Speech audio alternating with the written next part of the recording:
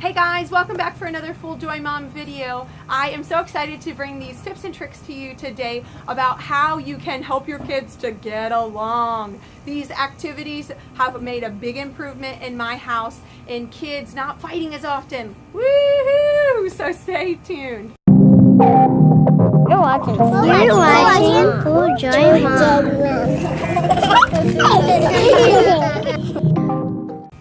Well, if you are new here, my name is Dawn Marie. That's Jackson. He's decided to join me on the swing in the backyard, and we are going to talk about getting along. You know, my first tip for you is to put this into your brain. When another mom passed this on to me, it changed my life.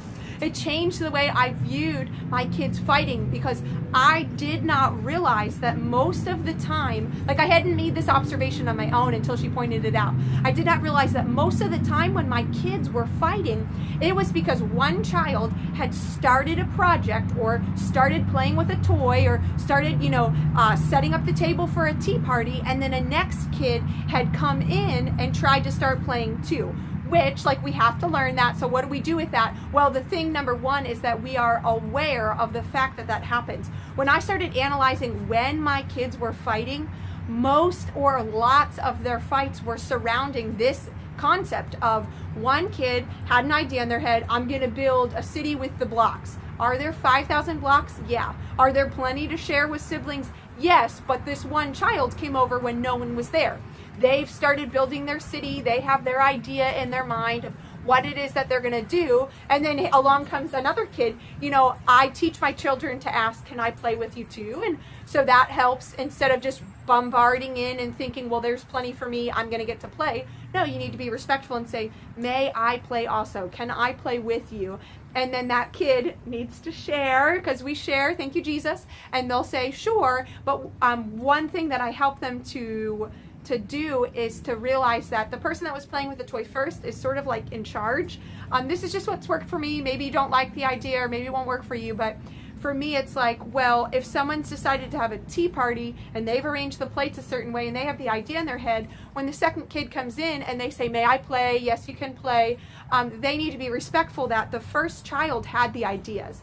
They were the ones that thought, I want to do it like this and I have this. So they need to properly communicate with the other kid. Here's my idea. This is so amazing to help them with communication skills and with learning to resolve disagreements appropriately. I picked up these 4 basic life skills from a mom on Instagram. I'm all about my social media making me better, not bitter. Meaning, I don't want to just look at 5,000 pretty lives and then have to keep myself in check for not being jealous of what another person has. I want to see things that are going to be beneficial and grow my mom life. So there was a mom on Instagram, and she had posted these 4 basic life skills. So one of those basic life skills was learning to resolve disagreements appropriately. So when I hear them start to fight, I will go over and help them to resolve that. We're training them and teaching them. Sometimes I feel like it's easy for us to get frustrated and be wow, why can't you figure this out on your own? But then when we realize that no, it's our jobs to help them talk the situation out and know how to talk the situation out.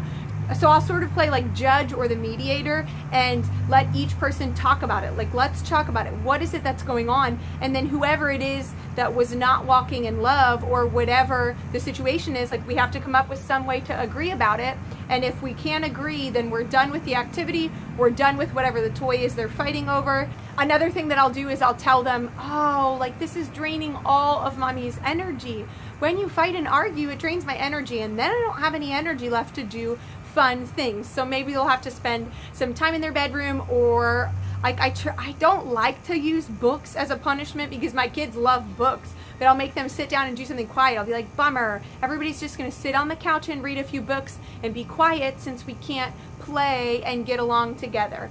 So I will stand and listen to what each kid has to say and be the mediator or the judge. And then another thing that I taught them that really helped was, if you've ever heard of the book Love and Respect, it's all about marriage, but the principle still applies, because it's all about the fact that the husband feels disrespected by something the wife did, and then he reacts unloving. And then the wife feels unloved by something the husband did, and she reacts disrespectfully. And it's this circle, like, you know, doesn't matter who started the circle of love and disrespect and, you know, being unkind and being mean, somebody has to choose to stop the circle or stop the cycle. So I taught this to my kids one day, and they totally got it. Especially my 4-year-old. She'll come running to me and be like, Mommy, I stopped the cycle. I stopped the circle. And I teach them about having the gospel shoes of peace on and being a peacemaker. You know, a lot of this is developing the fruits of the Spirit in them and helping them to do that. And to think about others before themselves. So I taught them, you know, about the circle, and sometimes I'll say, and guys, who's gonna be the big kid and choose to stop the cycle? And sure enough, somebody usually is like, oh, I want to be the big kid and do that. And then we'll, you know, honor that kid or give them a high five and make them feel really good about being the one to choose to stop the cycle of being mean to each other. You're mean, you're mean, you're mean, you're mean. And then just talking about feelings and how that makes the other person feel is really helpful too. For me, because I'm so task oriented sometimes, this one helps me to be intentional with my parenting. I will start an activity and stay there and do it with my kids. And I'll do an activity that's like something I know they're going to have to share with, because then I know it will give me opportunities to help them figure out how to resolve those disagreements appropriately, figure out how to share and not fight with each other. And then the other thing that I will do is, if like my older two are 22 months apart, they are currently 6 and 4. And so sometimes they're the best of friends, and then other times they're just, you know, really fighting with each other. So because I have so many little kids, I really like to give them their own time in the bedroom by themselves, whether it's just like coloring pictures or taking a toy up there. I have 3 of them in the same room, so it's not like I can just send everybody to their rooms to have their own space. I have to be creative. I don't have toys in their room, so I have to send them up with something, and they play for a little bit. And sometimes that's just the problem. Like, you just need your own space, you know? So that sometimes that's the source of the fighting, is one of the kids is just really like, I need my own space right now. But something that I'll do when it's like, no, y'all are just being selfish and you need to practice being loving and being peaceable, I will put out a smaller size blanket, not a huge blanket, and I will give them one toy to share. And I'll be like, okay, we're going to work on this. You guys have been fighting all day long. You're going to sit on your beds and do nothing, or you're going to show me that you know how to play nicely and share. So it's your choice. You want to be fun or no fun.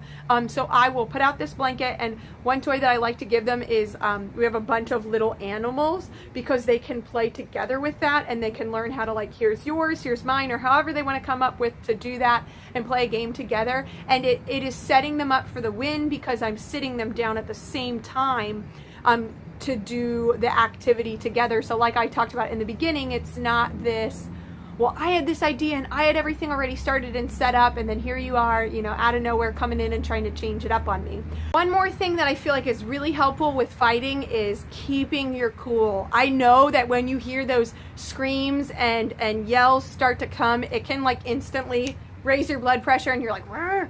But if you can learn to reprogram your brain to react in like a, whoa, I just got as chill as humanly possible because I can parent you guys with no sweat off my back, that will help the situation to diffuse so much more quickly if you can respond instead of react to them. If you want to hear more about that, I did an entire video on responses versus reactions, because it was something that the Lord had to like really work on me with, and it is such a big deal to keep the peace in the house by responding in love instead of instantly reacting. And, you know, don't get worked up with them if they're in the middle of a fight. Be super chill. You can do it.